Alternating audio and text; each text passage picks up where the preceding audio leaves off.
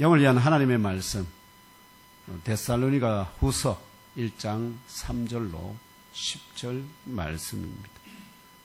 데살로니가 후서 1장 3절로 10절 말씀입니다. 찾아서 합독하겠습니다. 3절에서 10절 합독합니다. 시작.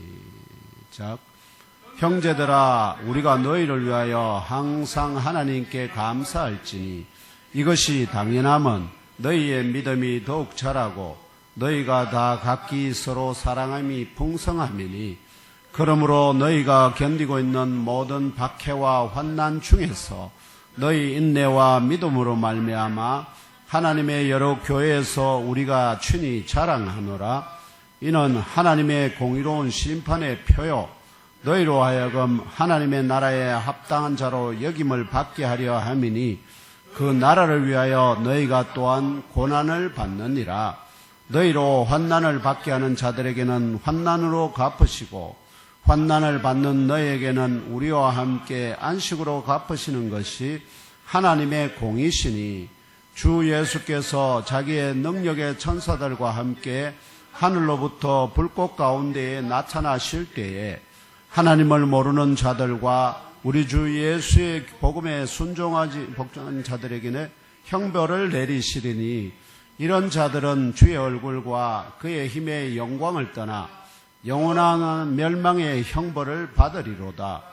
그날에 그가 강림하사 그의 성도들에게서 영광을 받으시고 모든 믿는 자들에게서 놀랍게 여김을 얻으시리니, 이는 우리의 증거가 너희에게 믿어졌습니다.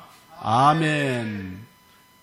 이 본문을 중심으로 하나님의 공의로운 심판의 표라는 제목으로 나누는 주연후 제2주 주일 예배 중에 위로부터 임하는 영의 양식을 충만하게 공급받으시기를 기원합니다. 제목 다시 한번 같이 읽어볼까요? 함께 읽겠습니다. 시작. 하나님의 공의로운 심판의 표. 이 본문 말씀을 통해서 하나님의 공의로운 심판의 표가 무엇인지 또 그것을 의미를 알아보도록 하겠습니다. 나사렛 예수를 하나님의 아들, 구원자, 그리스도로, 더 깊게는 하나님의 집이자 하늘의 문으로 믿는 자 모두의 참교사 되시는 보혜사 성령 하나님의 인도하심을 따라 오늘 2024년 새해 주현우 제2주 경산 예몽교회 주일 예배에 참석하신 형제 자매들과 온 가족 모두 올 한 해 더욱 강건하시고 범사가 잘 되고 근심이 떠나가고 염려가 없으며 주 하나님의 명령이 무조건 예수로 응답하시는 아브라함 같은 믿음의 의인들로 장성하시기를 심판주로 곧 다시 오실 주 예수 그리스도 이름으로 축복합니다. 아멘. 오늘 주신 말씀은 데살로니가 전서에 이어지는 데살로니가 후서의 형제들아, 여기도 형제들아로 시작하는데 이게 7개의 단락 가운데 첫 번째 단락에 해당합니다. 오늘 주신, 그래서 우리가 함께 나눌 하나님의 말씀은 바울이 데살로니가 교회에서 보낸 두 번째 편지에 기록된 것으로, 첫 번째 편지를 쓴 후 몇 달 뒤에 쓴 편지입니다. 데살로니가 보통 편지를 한번 쓸 때는 쓰고는, 그 편지를 쓰고는 한창 인터벌이 긴데 데살로니가에게 보낸 편지는 데살로니가 전서를 보내고 곧 이어서 얼마 지나지 않아서 다시 보냈다 하는 겁니다. 이렇게 빨리 바울이 두 번째 편지를 쓴 이유는 첫 번째 편지 내용 가운데 주의 강림이, 그 편지의 텐션이나 이런 것들 보면 주의 강림이 당장 임할 듯이, 아시죠? 그들이 살았을 때 임할 듯이 받아들인 성도들도 있고, 혹은 그런 왜곡된 가르침을 받은 형제 자매들이 생겨가지고, 아시겠죠? 그래서 데살로니가 교회의 형제 자매들 사이에 영적인 혼란이 일어났기 때문에, 주께서 금방 우리 살았을 때 온다 하면 우리가 지금 앞으로 해야 할 일이 뭐냐. 이제 이런 문제가 발생하죠. 먹고 사는데 계속 우리가 그거 할 수 없잖아. 주의 오심을 기다리고 그래서 모두 다 흰 옷 입고 아시죠? 주의 들림 받는 그 때를 상상하면서 기다려야 되는 거 아니냐 하는 이런 혼란이 일어났기 때문에 그래서 주의 강림에 관한 보다 더 분명하고 그날 직전에 아시죠? 그날 직전에 일어날 징표나 기준을 삼을 성경적 진리를 가르치기 위해서 즉각적으로 이 편지를 쓰게 되었다 하는 것입니다. 그래서 그 내용적으로 보면은 영적으로 깨어있는 자들에게는 분명하게 보여지는 주의 강림의 징표가 있다. 그러한 징표가 나타나기 이전에는 아시죠? 그런 징표가 나타나기 이전에는 주의 강림이 일어나지 않을 것이니 영으로나 소문이 세 개가 들리는데요. 혼돈이 미혹이 세 개로 나타나는데 영으로나 말로나 바울과 그 동역자들로부터 받았다는 편지로나 세 가지입니다. 영으로 말로나 편지로나 그런 소문에 흔들림 없이 믿음과 사랑과 소망의 인내 중에 주의 날을 기다려야 한다고 강조합니다. 그러니까 특별한 징조가 주의 날이 이르기 직전에 일어난다는 겁니다. 그럼 그 징조가 일어나기 전까지는 주의 강림이 일어나지 않으니까 그 주의 강림 문제를 가지고 어떻게요? 막 두려움에 떨거나 아니면 거기에 모두 집단적인 어떤 반응을 보이거나 그렇게 하지 말라 하는 것입니다. 제가 이제 말씀드렸다시피 요한계시록에 이제 바울의 편지도 있지만 요한계시록까지의 모든 증언을 참조하면은 이 땅 가운데 온전한 믿음을 가진 사람, 의인이 있는 동안에는 이 땅 가운데 주의 강림이 일어나지 않습니다. 그래서 여러분 자신이 온전한 믿음의 사람이라고 생각하면 내가 살아있을 동안에는 주께서 오시지 않겠구나 하는 것을 확신하시고 그러면은 내가 할 일은 무엇일까? 내 후손들, 자손들 그들이 온전한 믿음의 사람으로 세워져서 그들도 모두 구원받는 왜냐하면 주님이 임한다는 것은 거기에 그 더 이상 구원받을 온전한 믿음의 사람이 없다는 표시가 돼요. 그런데 그것이 우리 자손들의 세대에 일어난다면 우리 자손들은 구원받지 못한다는 말이 된다 이 말이죠. 그러니까 결국 내 세대에 내가 온전한 믿음의 사람으로 주님이 오시는 것을 막는 하나의 방패라면 내 후손들을 또 그렇게 해서 어떻게 온전히 구원받게 그들을 모범을 신앙의 믿음의 모범을 보이는 것이 곧 내가 오늘 이 시대 가운데 할 일이다 하는 것을 깨닫고 그렇게 모범을 보이는 삶을 사시라 이런 메시지가 되는 줄 믿습니다. 이러한 편지의 기록 목적을 전제하면서 가장 먼저 살펴볼 것은 바울이 데살로니가 교회에 보낸 첫 번째 편지와 두 번째 편지의 마지막 인사말에 분명한 차이가 나타납니다. 데살로니가 전서 후서의 마지막 인사말을 비교하며 읽어보겠습니다. 다음 그거 넘겨줘 보세요. 여기 준비해놨습니다. 비교하기 위해서. 여기 보면은 마지막 인사 데살로니가 전서 5장 26절에서 28절이 마지막 인사 말이고요. 데살로니가 후서 3장 16절에서 18절이 마지막 인사 부분입니다. 여기 차이가 있습니다. 마지막 살전 5장 26절에서 28절 먼저 읽겠습니다. 시작. 거룩하게 입맞춤으로 모든 형제에게 문안하라. 내가 주를 힘입어 너희를 명하노니 모든 형제에게 이 편지를 읽어주라. 우리 주 예수 그리스도의 은혜가 너희에게 있을지어다. 아멘. 요게 살전 5장 26절에서 28절 첫 번째 편지에서의 마지막 인사말입니다. 근데 두 번째 살로 3장 16절에서 18절 읽겠습니다. 시작. 평강의 주께서 친히 때마다 일마다 너희에게 평강을 주시고 주께서 너희 모든 사람과 함께 하시기를 원하노라. 나 바울은 친필로 문안하노니 이는 편지마다 표시로서 이렇게 쓰노라. 우리 주 예수 그리스도의 은혜가 너희 무리에게 있을지어다. 아멘. 마지막 절을 제외하고 위에 보면은 평강 그거 하고 중간에 뭐가 딱 있느냐 하면은 첫 번째 편지여서 없는 그 말하면 인사말이 뭐가 하나 딱 들어가면 나 바울은 친필로 문안하노니 이는 편지마다 표시로서 이렇게 써놓으라 하는 요 문구가 들어가 있습니다. 그 말은 다른 편지들은 대피를 하거든요. 아시겠죠? 내가 바울이 불러주면은 옆에 있는 편지, 글을 잘 쓰는, 아시죠? 글을 잘 쓰는 동역자가 그걸 씁니다. 그래서 그걸 써서 바울이 확인한 다음에 자기 말대로 잘 써졌으면 그걸 이제 인을 붙여가지고 봉인해서 편지를 전달하는 사람이 붙여서 전달하는 거거든. 근데 첫 번째 편지는 그래서 다른 인사 없이 그렇게 특별한 문구 없이 했는데 두 번째 편지에서는 친필로 문안한다면서 자기가 직접 뭐죠? 자기의 손글씨를 써넣는 겁니다. 손글씨를. 이게 내가 보낸 편지다 하는 표시라는 겁니다. 이게 내가 쓴 편지가 맞다는 진실성의 표시입니다. 이 편지는 내가 쓴 게 맞으니까 이 내용을 그대로 진리로 받아서 서로 나누라, 지켜라. 이제 이런 의미가 됩니다.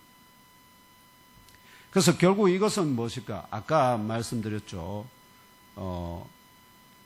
주의 재림과 관련돼서 말들이 많았는데 그 말들 많은 것 중에 말로나 처음에 참 영으로나 말로나 또 편지로나 그 말은 이 사이에 바울의 편지라고 하는 것들이 뭐죠? 거짓 문서들이 데살로니가에 회람됐을 가능성이 있는 겁니다. 뭔가 누군가가 이득을 취하기 위해서 바울이 무슨 편지를 썼어. 이제 그걸 방지하기 위해서 어떻게요? 자기의 친필 글씨를 써넣는다. 마지막 부분에 인사를. 요게 이제 차이입니다. 그래서 이는 위조된 가명의 편지를 사도 바울이 쓴 것으로 속임을 방지하기 위한 진실성의 표시로서 자신의 손으로 직접 나 바울은 친필로라는 문구를 쓴다는 뜻입니다. 그래서 나 바울은 친필로라는 문구가 들어간 편지는 바울이 쓴 편지가 총 13개인데요. 교회에 쓴 편지가 13개인데 오늘 본문이 포함되어 있는 데살로니가 후서 3장 17절을 포함하여 총 4개에서 발견이 됩니다. 고린도전서 16장 21절, 또 골로새서 4장 18절, 데살로니가 후서 3장 17절, 빌레몬서 1장 19절에 연이어 읽으며 확인해 보겠습니다. 고린도전서 16장 21절입니다. 시작. 나 바울은 친필로 너희에게 문안하노니. 그 다음에 골로새서 4장 18절 시작. 나 바울은 친필로 문안하노니 내가 뭐인 것을 생각하라. 은혜가 너희에게 있을지어다. 그 다음에 살후 3장 17절입니다. 시작. 나 바울은 친필로 문안하노니 이는 편지마다 표시로서 이렇게 쓰노라. 그 다음에 빌레몬서 1장 19절입니다. 시작. 나 바울이 친필로 쓰노니 내가 갚으려니와 내가 이외에 내 자신이 내게 빚진 것은 내가 말하지 아니하노라. 아멘. 이 편지들이 포함하고 있는 내용은 아시죠? 이 편지들이 포함하고 있는 내용들은 거짓 사도나 거짓 선지자나 거짓 선생들이 왜곡하여 전하거나 가르칠 경우에 큰 영적 혼란이나 문제를 일으킬 주제들을 담고 있는 편지들입니다. 그래서 가장 중요한 것 중에 하나가 예수 그리스도의 부활과 죽은 자들의 부활 관련 영적 진리. 이 부활이 지금 당장 임할 듯이 왜곡하는 문서들이 돌아다닌다는 것. 그 다음에 예수 그리스도의 강림 관련은 그러니까 부활 관련 영적 진리, 강림 관련 영적 진리, 그 다음에 연보, 이 돈과 관련돼 있잖아요. 바울이 연보를 하라더라 해가지고 거짓 편지를 들고 가면 이 사람들이 그걸 믿고 연보를 보내게 되면 이게 결국은 보이스피싱 당하는 거예요. 그 다음에 사람을 추천하는 거예요. 사람을 추천하는 거예요. 아시죠? 사람을 추천할 때도 바울이 정확하게 이거 내가 쓴 편지 맞다 하는 것을 표시를 한다는 거예요. 그 다음에 특별한 부탁을 요청하는 경우, 여기에 빌레몬은 아시죠? 이 오네시모를 빌레몬에게 다시 돌려보내면서 그를 종으로 삼지 말고 형제로 삼아서 주의 일을 감당하도록 그에게 자유를 주라 이렇게 부탁하기 위해서. 이걸 거짓으로 쓰면은 어떻게 되죠? 결국은 큰 혼란이 발생합니다. 그래서 이런 진실성의 표시가 꼭 필요하다 판단하는 곳에 뭐죠? 이 나 바울은 친필로 이 문구를 넣었다 하는 것입니다. 오늘 주신 하나님의 말씀이 기록된 데살로니가 후서는 예수 그리스도의 강림 관련 영적 진리를 담고 있기 때문에 아시죠? 주께서 금방 내일 온다, 모레 온다, 1999년 아니면 2000년은 1월 1일 온다 이렇게 해서 아시죠? 그런 문제들 때문에 진실성의 표시가 필요한 경우에 해당하기 때문에 데살로니가 후서에 이 문구를 바울이 친히 삽입했다 하는 것입니다. 그렇다면 오늘 주신 말씀의 5절에서 사도 바울이 이는 하나님의 공의로운 심판의 표라 증언하는데 하나님의 공의로운 심판의 표가 구체적으로 무엇을 가리킬까요?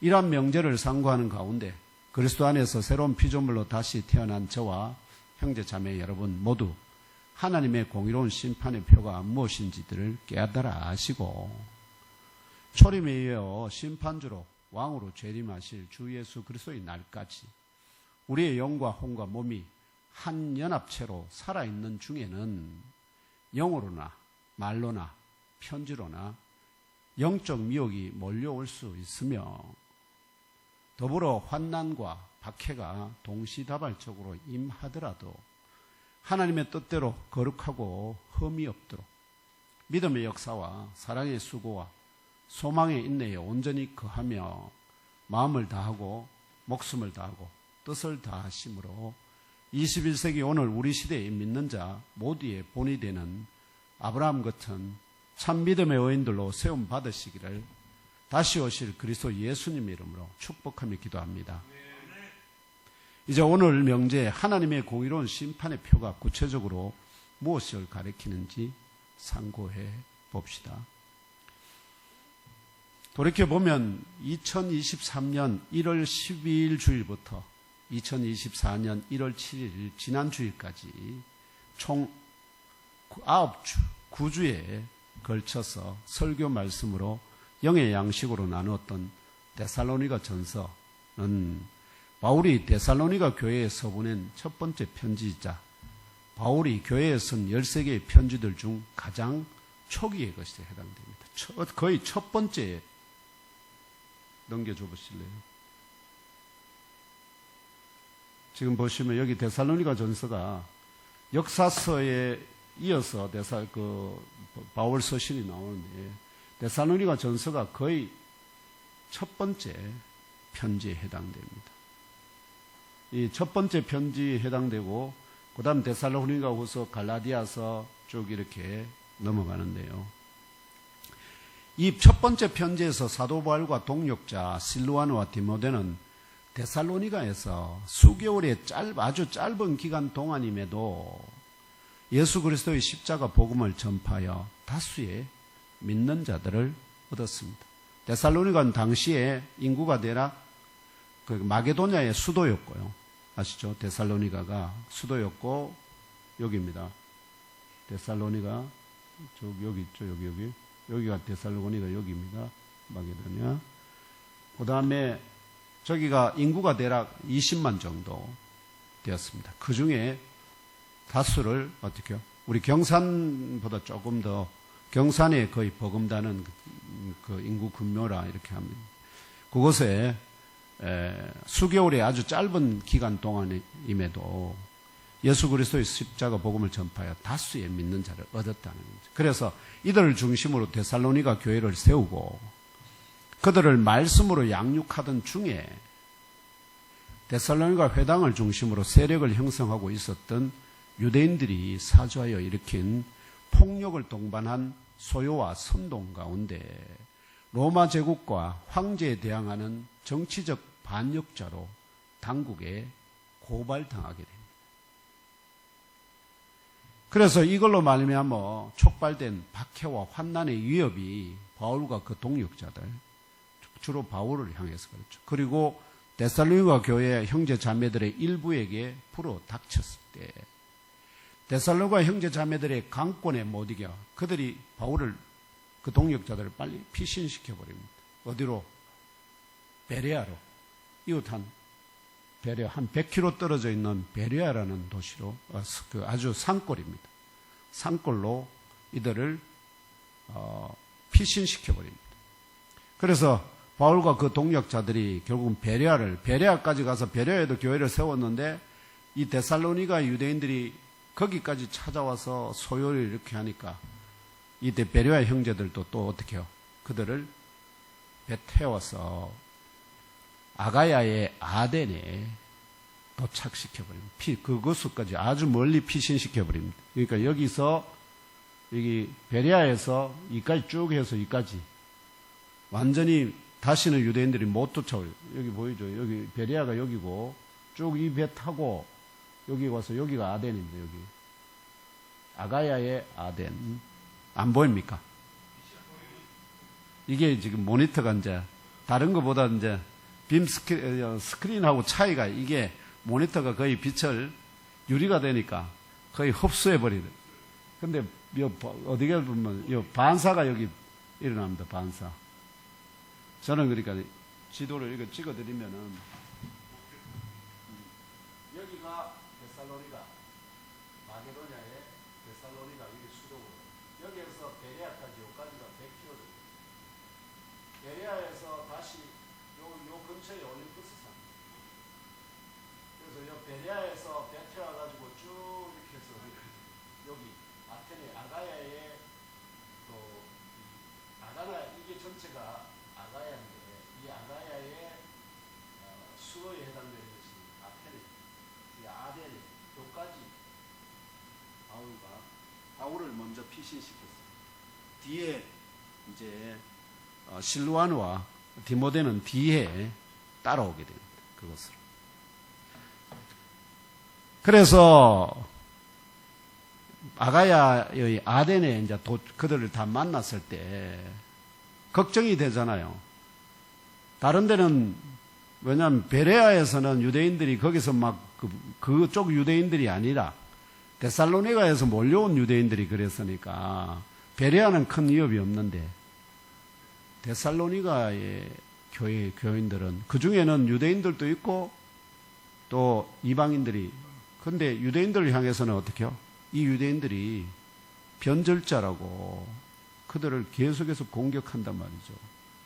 그러니까 데살로니가 교회 형제 자매들의 소식과 안위가 너무 궁금하잖아요. 나는 이렇게 피신했는데 저들은 어떡하나.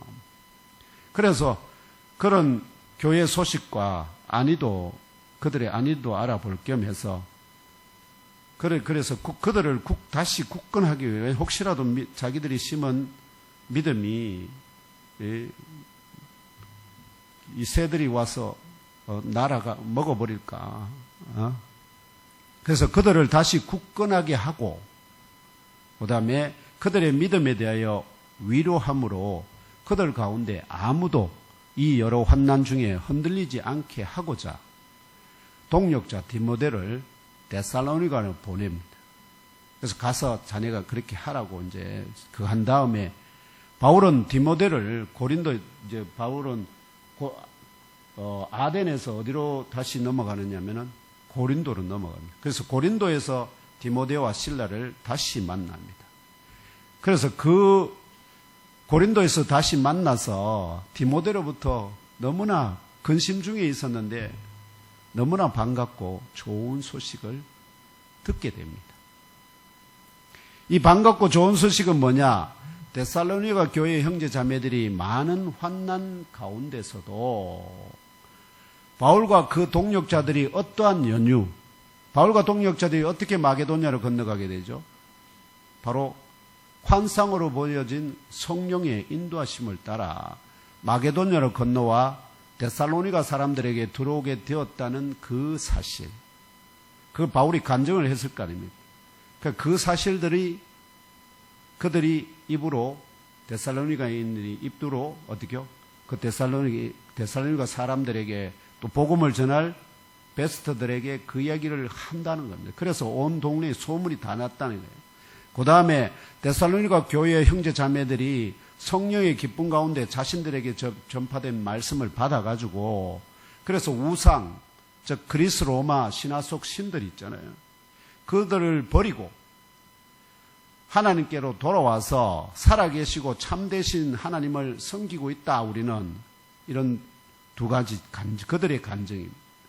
그 다음에 세 번째가 그들이 죽은 자들 가운데서 다시 살리신 하나님의 아들이 믿는 자기들을 구원하기 위하여 하늘부터 강림하실 것을 믿음과 사랑 가운데서 기다리고 있다. 이런 소문이 마게도냐와 아가야에 있는 모든 믿는들 사이에서 널리 퍼지고 있다는 것이었습니다. 그러니까 이쪽 지역에 있는 사람들이 고린도 형제들이 데살로니가 교회 형제 자매들이 그와 같은 소문을 내면서 어떻게요? 주의 다시 오심을 기다리고 있다 하는 그것이 바울을 너무나 기쁘게 만들었다 하는 겁니다. 그래서 사도 바울은 이 반갑고 좋은 소문의 중심에 있는 데살로니가 교회 형제 자매들이 하나님 아버지 앞에서 보여준 믿음의 역사 아시죠? 그들이 믿음이 어떤 일을 만들어내는지, 그 다음에 사랑의 수고, 그리스도의 십자가를 전하는 것에 수고를 아끼지 않는다. 그 다음에 주 예수 그리스도의 강림을 향한 소망의 인내, 환난이 몰려옴에도 불구하고 주 예수께서 강림하실 것이, 그래서 우리를 구해주실 것이라는 그 소망의 인내를 생각하면 그것은 바로 그들이 하나님의 사랑을 받는 자들이기 때문에 그런 아시죠? 믿음과 사랑과 소망의 인내를 붙들고 있다는 것. 그 다음에 그들이 하나님의 택정하심을 입은 자들이다는 것입니다. 그래서 그 증거는 바울과 동역자들이 전한 복음이 그들에게 말로만 이런 것이 아니다. 말로만 이런 것이 아니고 복음이 그들에게 능력과 성령과 큰 확신으로 이르렀기 때문이다. 이 두 가지를 증거로 제시합니다. 그러므로 하나님이 우리 예몬교회를 사랑한다. 또 예몬교회의 형제 자매 여러분들이 택함을 받은 자들이다 하는 것은 바로 이 가운데서 전해지는 말씀이 말로만 전해지는 것이 아니라 어떻게요? 능력과 성령과 큰 확신으로 이르게 된다 하는 사실입니다. 그래서 이러한 연장선에서 사도 바울은 데살로니가 전서를 통하여 첫 번째 그들에게 뭘 하느냐면은 자신들이 가르쳤던 복음의 진리들을 기억하라 권면합니다. 자신들이 가르쳤던 것을 기억하라. 그 다음에 두 번째, 데살로니가 교회 형제 자매들이 믿고 기다리고 있던 예수 그리스도의 강림의 날, 곧 주의 날까지 거룩함을 지켜나가라. 주님이 다시 오실 때까지 거룩함이 하나님의 뜻은 이것이니 곧 너희들의 거룩함이라 하신 말씀이 그래서 나옵니다. 그것을 권면하고 머무는 시간이 부족했거든요. 데살로니가에는 사단이 적극적으로 방해를 했다는 거예요. 그러니까 머무는 기간이 부족하여 미처 가르치지 못한 것들이 있었다는 거죠. 핵심적인 십자가 복음은 전했는데 그와 관련된 특별히 부활과 재림에 관한 더 깊은 것을 가르치지 못해서 그래서 결국은 먼저 잠든 곧 죽은 자들의 부활에 관련된 영적 진리를 구약 성경의 예언과 주의 말씀에 기초하여 진술을 다시 가르칩니다.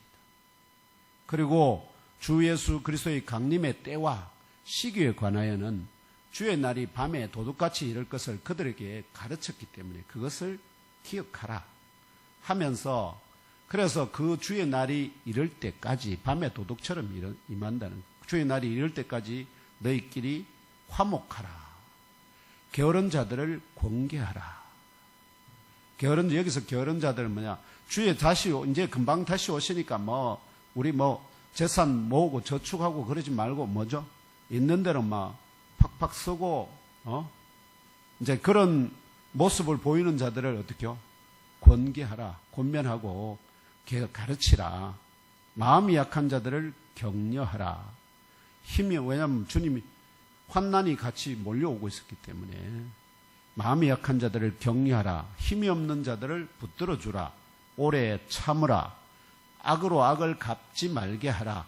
항상 선을 따르라. 항상 기뻐하라. 쉬지 말고 기도하라.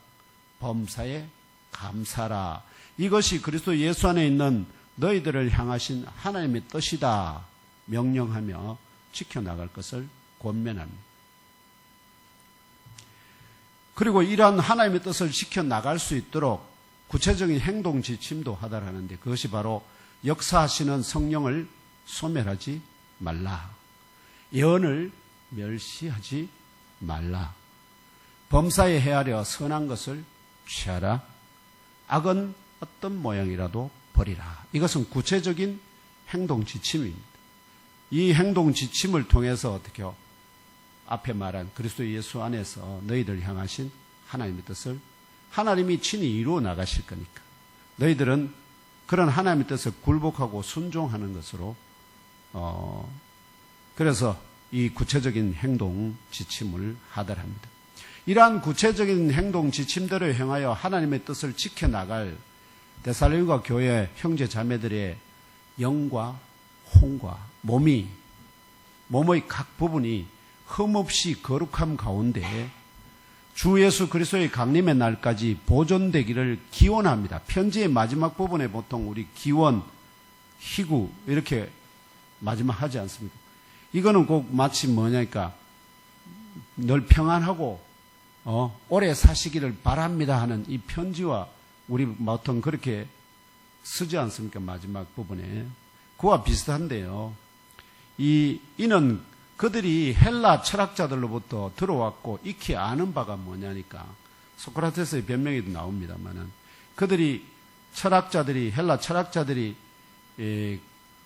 가르치고 전파해서 그들이 너무나 익숙한 것이 뭐냐면은 사람이 푸시케와 소마의 연합적 인격체다 하는 것입니다. 그런데 바울은 지금 그걸 부정합니다. 사람이 푸시케와 소마의 연합적 인격체가 아닌 푸뉴마와 푸시케와 소마가 연합하여 온전한 인격체를 이룬다는 성경적 진리를 따라서 온전하고 거룩한, 그리고 잠들어 분리된 상태가 아닌, 이게 분리된다는 건 어떤 의미입니까? 죽었다는 뜻이잖아요. 그러니까 그런 분리된 상태가 아닌 그것이 하나로 결국 뭐냐?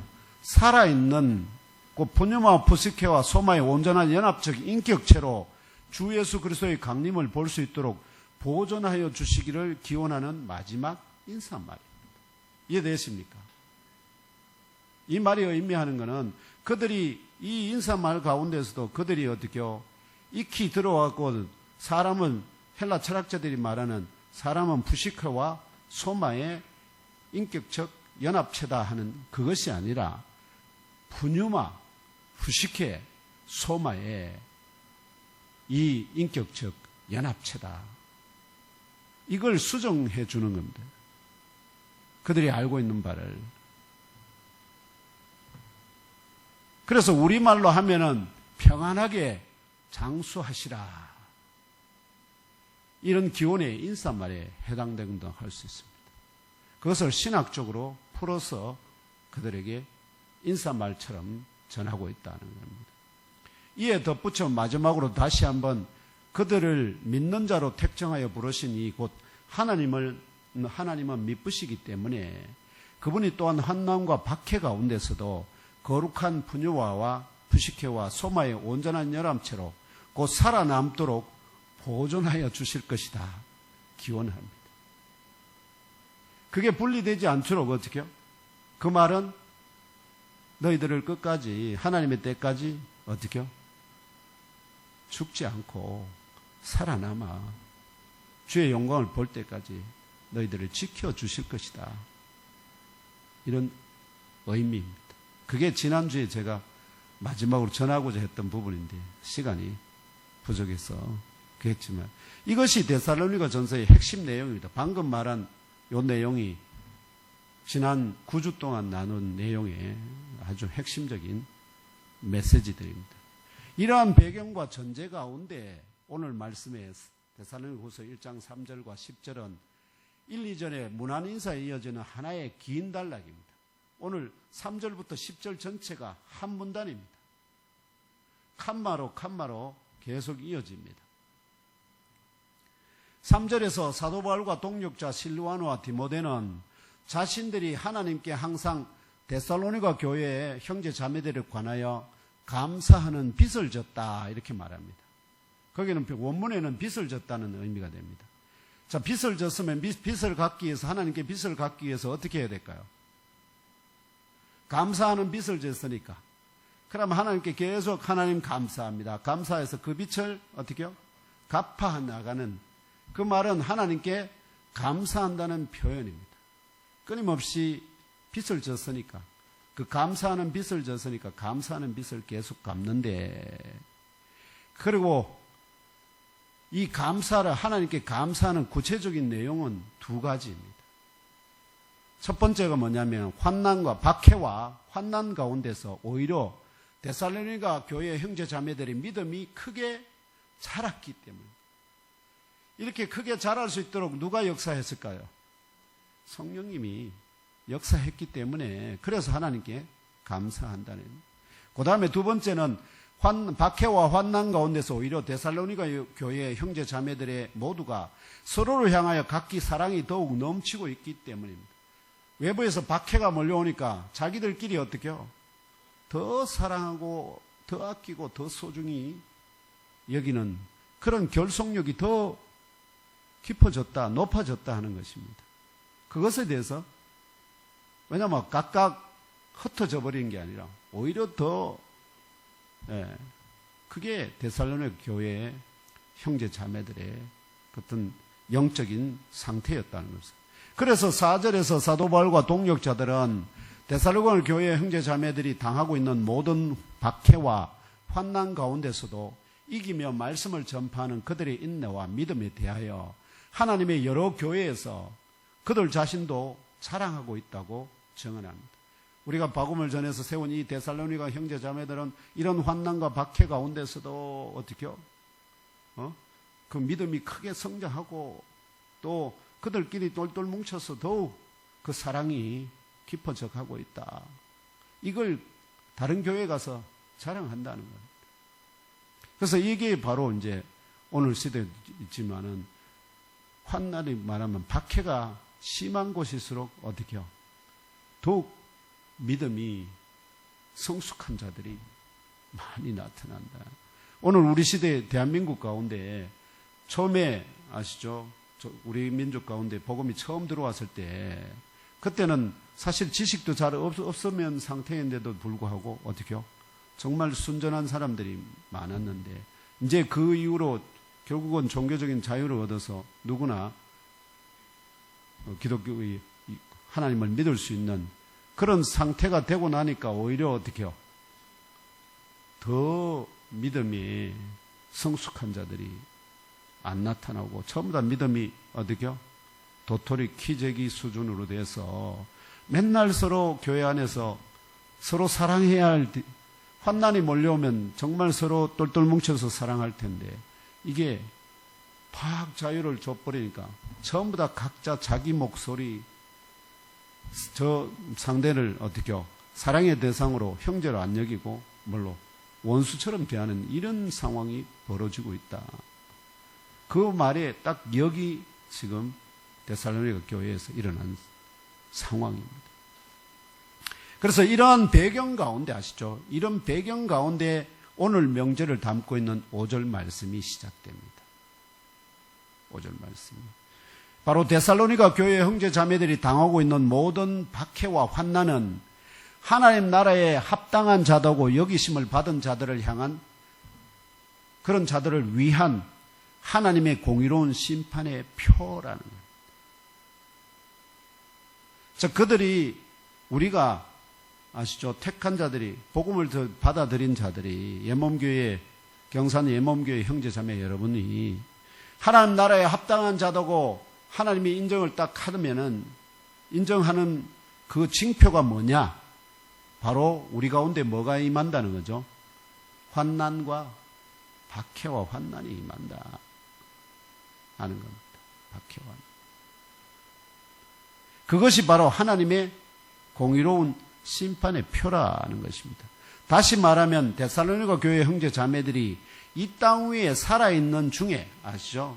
이 땅 위에 살아있는 아까 영과 혼과 용이 다 하나의 인격체로 연합되어 있는 중에 하나님의 나라의 자로 합당하다고 여기심을 받는 것을 위하여 이 땅 위에 살아있는 중에 하나님의 공의로운 심판의 표인 고난을 당한다는 것입니다.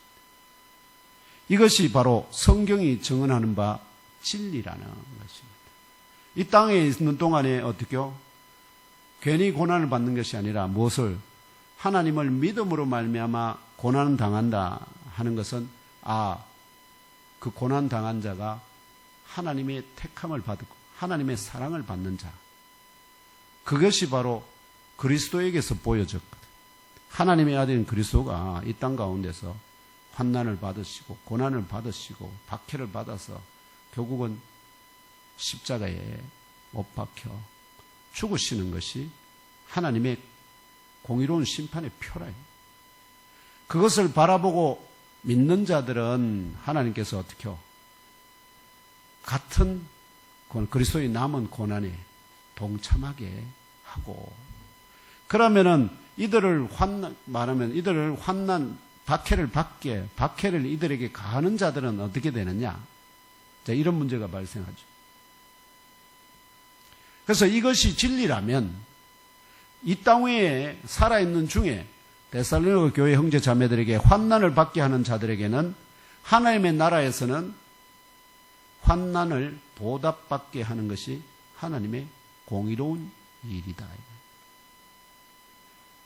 그러면 이 땅 위에 살아있는 중에 압박을 당한 환난을 당하고 있는 데살로니가 교회 형제 자매들에게는 사도 바울과 동역자들도 계속해서 환난과 박해 받잖아요. 그들과 함께 하나님의 나라에서는 안식을 보답받게 하는 것이 하나님의 공의로운 일이다. 이걸 증언합니다. 이러한 공의로운 심판은 그럼 언제 일어나느냐? 아까 말했죠. 하나님 나라에서요. 하나님 나라가 임해야 돼요.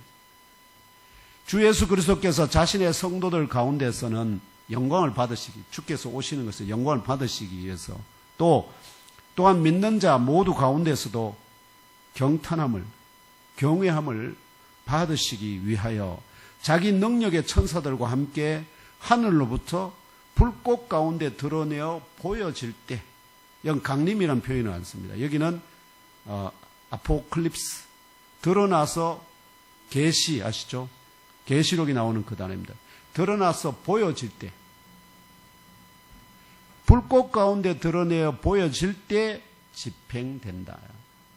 그러면서 이때 하나님을 알지 못하는 자들에게와 우리들의 주님 예수의 복음에 귀 기울이지 않는 자들은 누구든지 주의 면전으로부터 또한 주 자신의 힘의 영광으로부터 징벌을 주는 심판을 영원한 멸망의 값으로 치르게 될 것임을 깨달아 아시고 믿고 심령 깊이 잘 박힌 진리의 못으로 새기시기를 축원합니다. 어떤 분들은 그런 거 있죠. 인생에 고난을 당하면 하나님 향해서. 그래서 하나님 믿는데도 고난을 당하면 하나님 내한테 왜 그러십니까? 막 삿대질을 하고 그런 일이 벌어지지 않습니까? 근데 어린애 때는 그게 가능합니다. 그럴 수 있습니다. 그러나 성숙하게 되면 그러지 않습니다. 그러니까 그런 걸 자기 입 밖으로 막 내었을 때 그게 무슨 뭐 우리가 봤을 때는 뭘 표현하는 거, 뭘 의미할까요? 아, 저 자매와 저 형제가 아직 영적인 어린아이에서 살키 코스에서 벗어나지 못해서 그런 말을 한다는 것을 이해하게 됩니다. 왜냐하니까 이게 형제 자매가 그리스도 예수를 믿음으로 말미암아 그런 환난을 받는다면 아시죠? 그건 곧 하나님이 그를 하나님 나라에 합당한 자로 인정하고 있다는 표시입니다. 하나님 나라에 합당한 자로 인정하지 않으면은 그런 아무런 고난이 없을 수도 있습니다. 7절에 주 예수께서 불꽃 가운데 드러내어 보여진다는 이 징표는 이게 일종의 징표잖아요. 불꽃, 주 예수께서 그의 천사들과 함께 오는 능력의 천사들과 함께 오는데 불꽃 가운데 보여진다. 이 징표는 출애굽기 3장 2절에 떨기나무 가운데로부터 나오는 불꽃 안에서 아시죠? 모세에게 드러내어 보여진 여호와의 사자가 불꽃 가운데 떨기나무 가운데로부터 나오는 불꽃 안에서 여호와의 사자가 보여지거든요. 누구에게? 모세에게. 그러니까 이 불꽃 가운데라 하는 것은 여호와의 사자가 나타나는 것을 의미하고요. 여호와의 사자. 그 다음에 다니엘서 7장 9절에 다니엘에게 드러내어 보여진 바가 뭐냐 하니까 하늘의 왕자가 놓이고 옛적부터 항상 계시니가 자종하셨는데 그의 옷은 희기가 눈 같고 그의 머리털은 깨끗한 양의 털 같고 그의 보좌는 불꽃이요 그의 바퀴는 타오르는 불. 결국은 불꽃이 임한다는 것은 그분의 보좌가 하늘부터 임한다는 것이죠. 결국은 만군의 여호와 하나님께서 주 예수 그리스도와 함께 드러내어 보여주는 종말의 때를 가리킵니다. 그런 상징으로서 지금 바울이 뭐를 불꽃 가운데라는 아주 독특한 문구를 지금 사용하고 있거든. 7절에. 결론적으로 이어지는 1장 11절에서 12절에서 사도 바울과 동역자들은 두 가지를 위하여 기도한다고 증언합니다. 이런 상황 가운데 그들을 위해서 그들이 할 수 있는 것은 그들을 위해서 기도하는 것이죠. 찾아서 11절, 12절 찾아서 읽으며 알아봅시다. 11절, 12절입니다. 1장 11절, 12절 시작.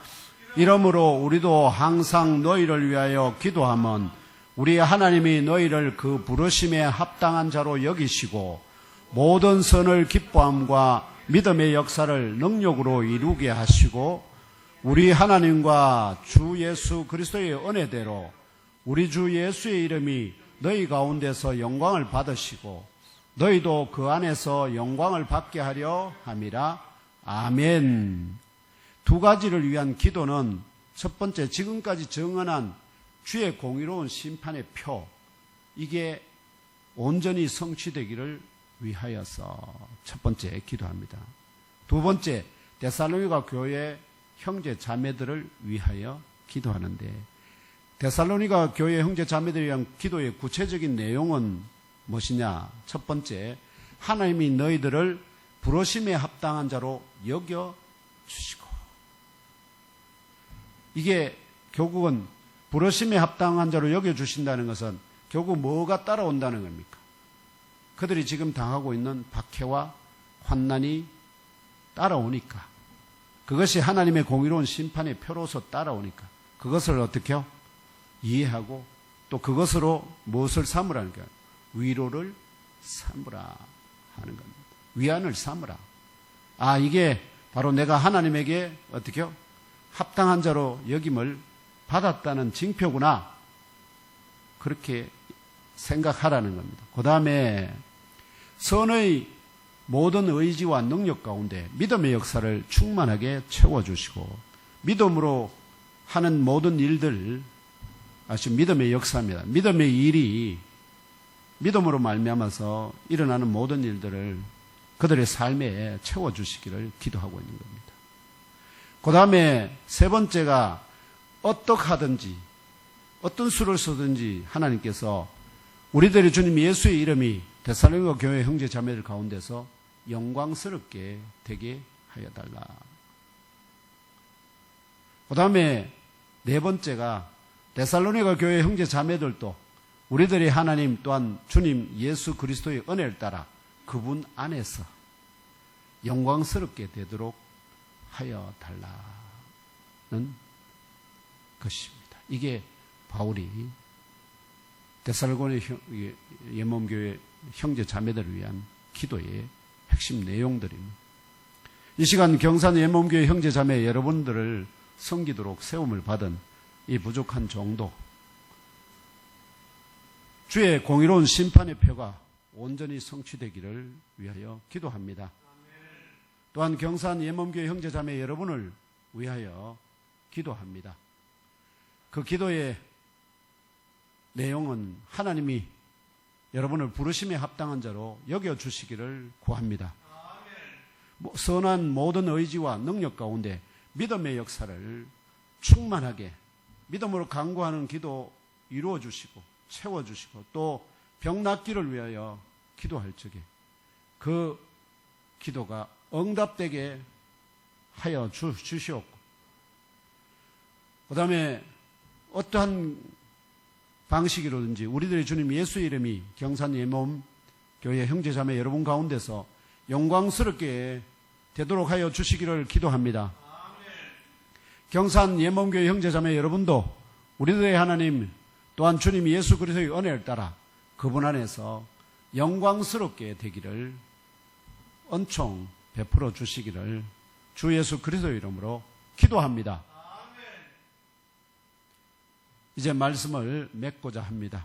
지금 오늘 여기까지 저와 형제자매 여러분의 속사람도 물과 성령으로 거듭났지만 갓난아이에서 살키코스에서 자라고 장성한 그런 푸뉴마티코스로 세상이 감당치 못하는 새 언약의 영광스러운 일꾼으로 또 사람을 취하는 영의 어부와 왕같은 제사장이 되게 하기 위하여 오직 그리스도만을 사랑하고 헌무하는 일편단심의 마음을 가진 성도, 주 하나님이 기쁘시게 연락하시는 온전한 성도, 영적으로 완성된 인격체, 푸뉴마티코스로 성숙되는 과정에 있습니다.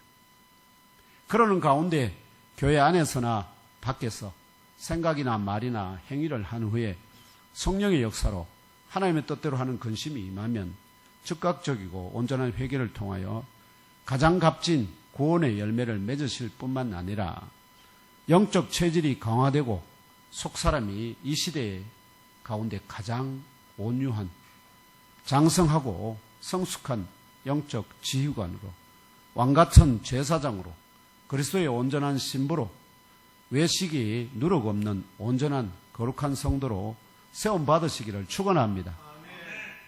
또한 그리스도의 사명자요 자신의 소명의식으로 환난과 영적 박해의 바람이 불더라도 또 선을 행하는 중에 당하는 고난이라도 욕을 욕으로 악을 악으로 갚지 말고 원수를 향하여서도 오히려 복을 빌어주므로 하나님이 예비하신 한 사람이라도 취하여 다시는 영원히 부패하지 아니할 예수 그리스도의 몸의 지체로 곧 유일하신 참교회인 예몸교회의 지체로 세워나가시는 영적 제사장의 사명을 온전히 감당하시기를 하나님의 예수가 되신 주 예수 그리스도 이름으로 축복하며 기도합니다. 아멘.